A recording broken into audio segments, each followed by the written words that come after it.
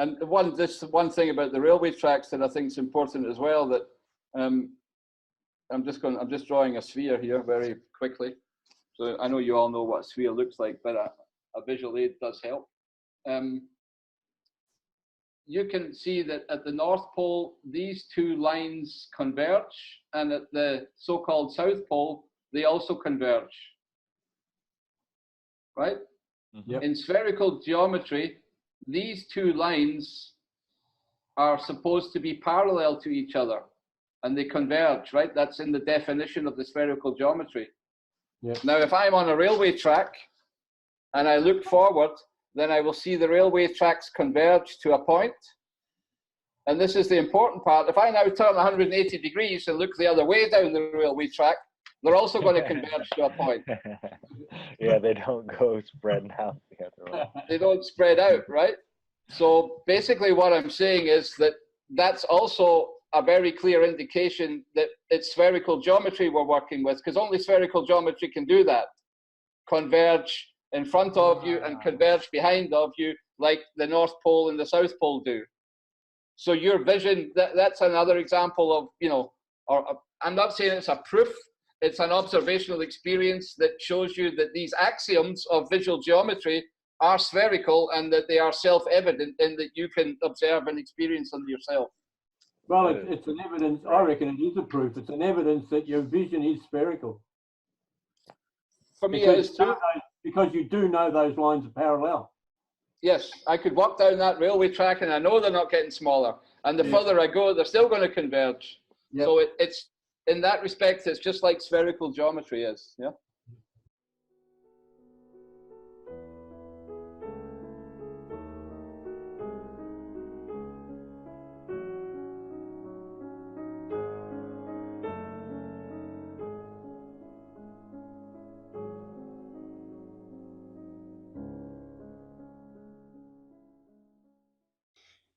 When the geometrician draws a diagram with the most perfect accuracy, when he keeps his eye fixed upon it while he goes through a long process of reasoning, and demonstrates the relations of the several parts of his figure, he does not consider that the visible figure presented to his eye is only the representative of a tangible figure upon which his attention is fixed. He does not consider that these two figures have really different properties, and that what he demonstrates to be true of the one is not true of the other. And, I think the person who discovered it was a guy called Thomas Reid, who you probably heard me talking about. He was a polymath in Scotland, who was the first person to write about the geometry of visibles. And the first, or probably one of the first to make the distinction between tangible geometry and visible geometry. And he wrote not quite extensively, he did some experiments, which I think are great, and wrote about it, and basically defined 10 or 12 axioms without going through any of the further mathematics. And it's exactly the same axioms that Riemann used 70 years later to define his, or what Gauss and Riemann both used to define the curvature of the Earth. I think about 70 years before Riemann, so about 1750, was the first guy to really, dive into it in any detail. And I'm pretty sure that he got sidelined and sidetracked, and the people saw what he'd done and reused his mathematics to make the deception work properly.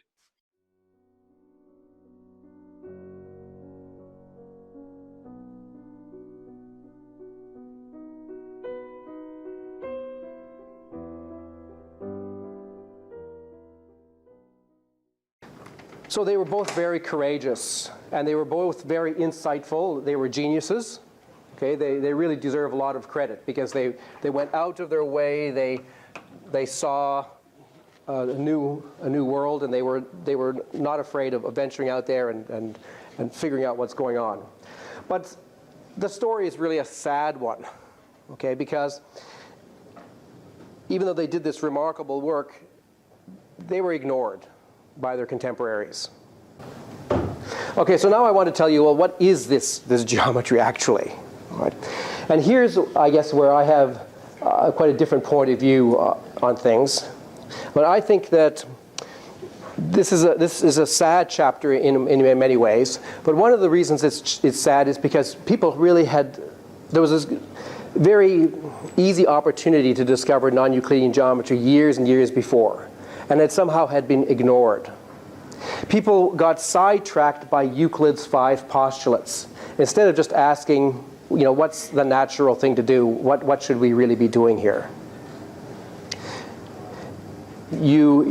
It's hard for us to imagine how important Euclid was to these people. It was like a Bible. It really was like a religious text. So if Euclid said there were 5 postulates, then there were 5 postulates. It wasn't a matter of opinion. They really took it completely literally. And unfortunately, they took it too literally instead of thinking, well, what's really going on here?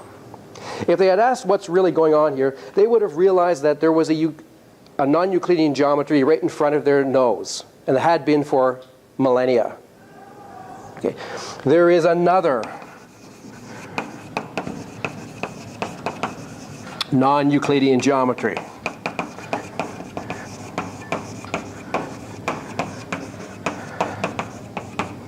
In fact, arguably, it's the most important geometry historically. What's that? That's the geometry of a sphere.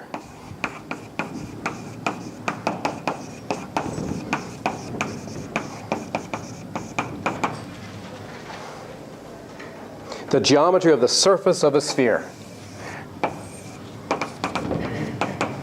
That is also a non-Euclidean geometry. It shares many similarities with Euclidean geometry. You can still talk about points. You can still talk about lines. You can still talk about triangles.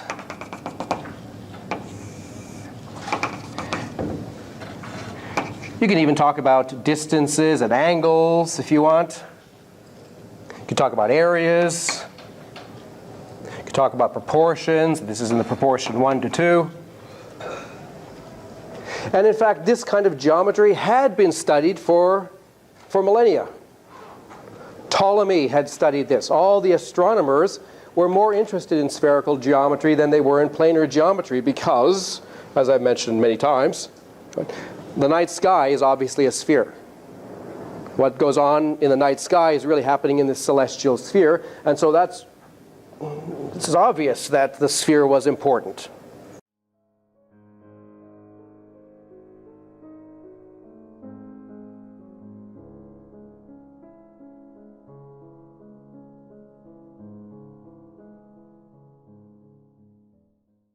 Any normal man can agree that visually the 2 rails of the railroad track truly appear to meet in 2 places, though they also truly appear to be completely straight. That there is the geometry of the pure visual field is a double elliptic geometry seems so obvious once one grasps it, that one feels that this must have been recognized, even taken for granted, by previous thinkers who have spent much time on the relationship between geometry and vision. Reid was the first, and I believe the only, philosopher of standing to hold the thesis set forth in this paper. Only recently has Reid's position begun to attract the attention it deserves. If our thesis is correct, a great many intelligent men have been systematically mistaken for many centuries.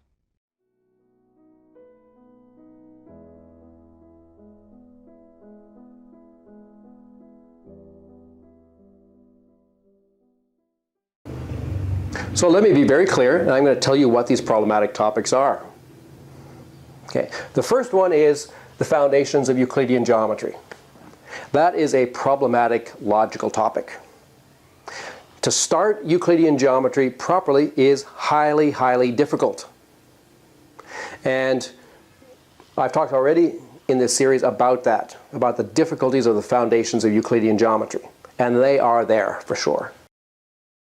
Sort of at the higher levels, there's often a lot of really solid, and one can be pretty confident of what's going on there. But the difficulties are often at the more foundational issues, at the bottom, where when it's actually sort of setting up the foundations of the subject, there things are not so clear-cut. There's more interpretation and ambiguity possible. So it's really maybe even at the high school or even primary school level sometimes, or maybe first year or second year undergraduate level, at those areas where we're introducing fundamental definitions and so on, that problems can certainly arise, and I think they certainly have. I think modern mathematics has severe foundational challenges, and that probably we're seeing a time where there very well may be quite a lot of reversals in how we think about foundational things.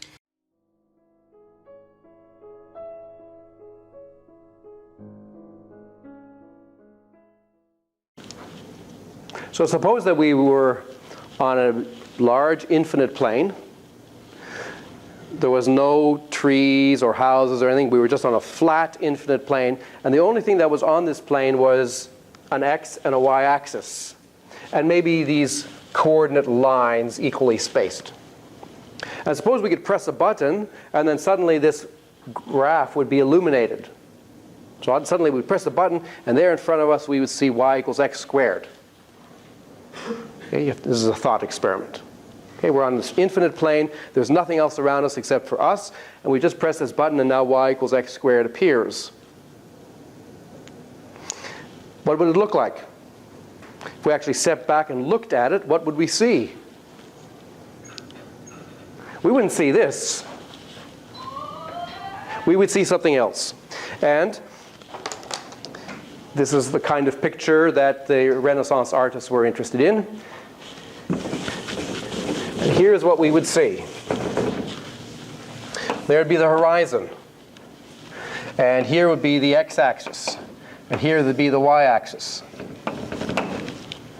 And here would be x equals 1, and x equals minus 1, and x equals 2, and minus 2. And then there would be these lines that would all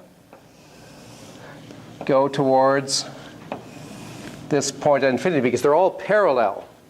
So like railway tracks, they would all converge here. And the line where y equals 1, the line where y equals 2, the line where y equals 3, these would become closer and closer spaced. Exactly the same way as I drew that tiled floor earlier.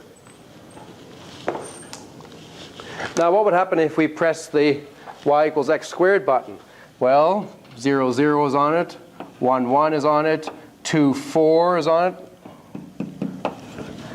1, minus 1 is on it, 2, 4 is on it, 3, 9, where would 3, 9 be? 3, and then 9 would be up here somewhere. Minus 3, 9. About 4, 16. 4, 16. Minus 4, 16. The whole thing would be illuminated and would look like this.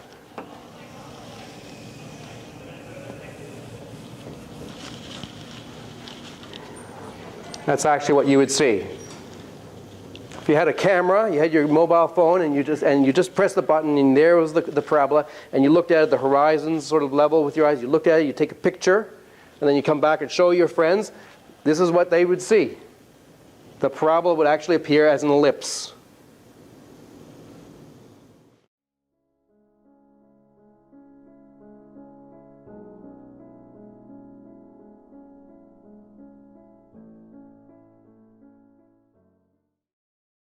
Well, for me, it was about understanding the roots of mathematical physics, right? And understanding these differences, the separations in the sciences, and looking much closer at how mathematics has been turned into this godlike, I don't know, godlike theory, godlike concept, godlike proof and evidence, and so for me it was very much that. Also looking at Thomas Reid and the visible geometry and understanding how those manipulations have been used in the global deception to equate visible phenomena with real physical substances. And that's only done by mathematical trickery, if you ask me, nothing else, right?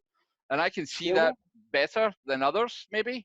So it certainly helped me come to the point saying, wait a minute, that's all nonsense what I've learned. If I look at the real world facts, practical, demonstrable stuff, then that does not apply. Why it's correct to use the circular arc, because our eye is globular, and the back of the retina is a curved surface, so that what's happening at the back of my eye in my retina can be represented by an arc in front of my eye, which is why I've set up these geometric diagrams that way. And then there's basically, you know, the planar angle that you need, and there's basically only two theorems that you need to know to understand direct vision. And direct vision, the theory of direct vision, I think, is different from the theory of perspective. Perspective for me is representing 3D objects on a 2D planar surface by mathematical rules, whereas the theory of direct vision is applied to how your eye works. It's, you know, geometrical optics rather than paintings or drawings, yeah, or technical drawings. And there's only two theorems that you really need to know, and that is that objects have that proportion respectively as the angles under which they are seen. And I've got geometrical proofs in here, right? So I went through all the diagrams, did all the proofs, and also show in here, you know, certain things that people take for granted, but they shouldn't take for granted. So things, it's not as simple as saying, if something's twice as far away, then it's going to be half the size. You know, that's what ballers tell us, right? Yeah. But it's actually a lot more complicated than that, depending on the situation of your eye and how the object is. But just to go through the argumentation, so when you look at the horizontal spacing between two things, then if I go from H to A, then the horizontal spacing is moving from U to T. And when I go from here, from A to C, it's going from T to S. And when I go from C to F, it's then going from S to R. Those are the 4 points that I have there. And this angle here between S and R, if you can imagine that this angle here, the difference between these 2 points is going to be, when I go further away, so small as to be insensible. And that's when the limits of vision are reached. And when that happens, and it's probably due to the fact that we only have a certain amount of rods and cones on the back of our retina, that we can make that differentiation. But basically that angle is so small that we cannot longer differentiate between these 2 points, you know, from our eye limitation. And that's when this whole horizontal space disappears from view. And anything sitting in that horizontal space also disappears from view, because you can't tell one point from another. And if you go even further to the right, then the same principle kicks in with angular diffraction, the Rayleigh criteria, which basically says that 2 light points can't be distinguished from each other. So you have the vision limits of the eye, and at some point you have the visual limits of nature. And when that happens, those points are no longer distinguishable. Anything in this interval is then lost to sight because it's no longer distinguishable. You cannot see it anymore. And you can see from the top half that the angle's still a lot bigger, right? So this angle has not reached that limit the same way the bottom part has reached the limit. The bottom is always going to reach that limit sooner because you're closer to the ground, or closer to the bottom of the object in this case. That's why the sun looks like it sets. Yep.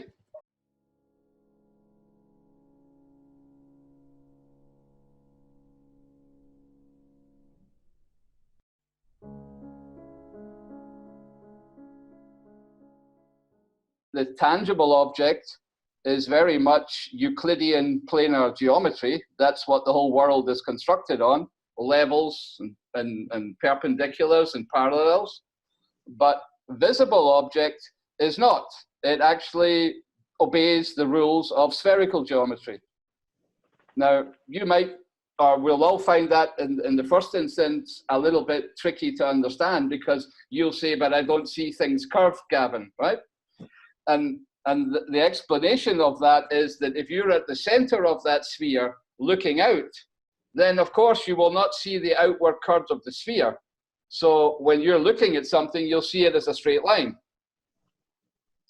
But that doesn't mean that the geometry of visual perception is not spherical. Just because it looks Euclidean, it's not. It's actually spherical, right? And because we direct our attention to things, we're always looking straight on at stuff, and it appears to be Euclidean because you will never see the outward curve of your own eye, right? You will always see the same way that if I, you know, put something like this, it looks like a line, right?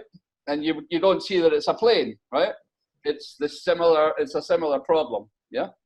So we don't attend to visible figure, and we don't realize that it's spherical in nature and not planar the way they tell it is, because they confuse the definitions of perspective, and you know they have us looking at flat screens all our life, you know, and so we tend to think everything's just planar.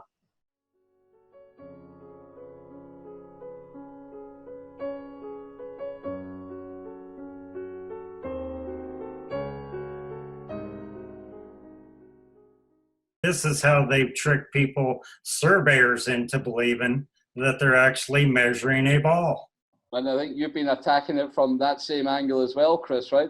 You know, Yeah. and we all know that in all these different things in astronomy and geodetic surveying, where we know they're lying to us because water can't bend, it's that simple, then there has to be a simple way that they've tricked everybody, because we're not all stupid, right?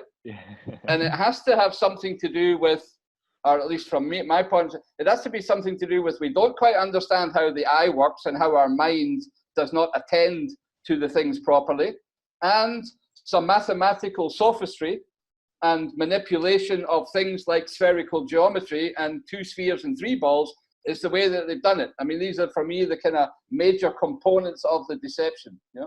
Exactly. Yeah, that's how they fooled the academics like you know? That's how they were able to pull it off. Yeah. Absolutely. The common people, it wasn't as hard. They didn't have to. But for people who actually went into the field of study, they had to have a way to actually trick them as well. One of the interesting aspects that Gab's come up with too is the explanation of how it was actually done, how Gauss and Riemann basically reinstituted Reid's thinking, but changed it to use it in this deception. And it looks like it was deliberate too, doesn't it? Yeah, I'd say it was deliberate. For me, the mathematics works the same. If you're on a round ball and you tell everybody that they have planar vision, i.e. what they would normally call perspective representation, then the geometry of everything that you see and all the appearances is the same as if you were on a flat plane, but you had globular vision, spherical vision. So spherical vision on a flat plane is the same as planar vision on a spherical surface. So it's just switched round, if you like, yeah?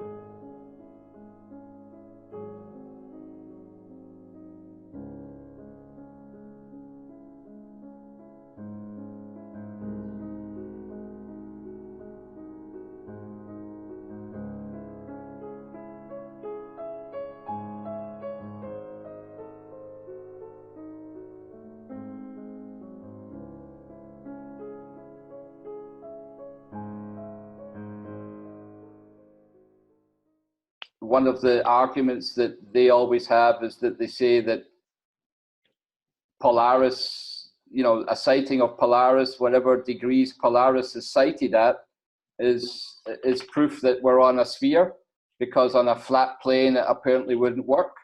So the globe argument is that the light rays come from Polaris. We are all on a globe, and if anybody takes a sighting, then it will correspond exactly to your latitude on a sphere. Yeah, you've heard that argument, right? Yeah. Oh yeah. And the proof that it doesn't work on a flat plane is this one, where they say it would only work at 2 specific points, namely if you're directly below Polaris or you're at 45 degrees. Everything else wouldn't work. It would all be wrong. Yeah. So, but if you look at it basically from another point of view, namely this one. So this is the whole thing that I modeled then in GeoGebra, which is basically, again, showing their argument first. So this one's kind of showing, there's my latitude at 45 degrees. I'm on that circle of latitude and I'm observing Polaris, then it would be a 45-degree angle. That would be correct for basically any latitude. I've given 2 examples here of 52 and 18. But the other way to look at it is that if I do an orthographic projection of that latitude down onto a flat planar equatorial circle here, then that's that blue line here in the middle. If Polaris, the more if 0 is the North Pole, if we take, if you like, similar to the azimuthal, so that latitude is actually the distance from the center, and longitude remains the direction around the circle, then it actually works out to be exactly the same. That the further I go from the center point, we know that Polaris drops visibly in the sky, yeah?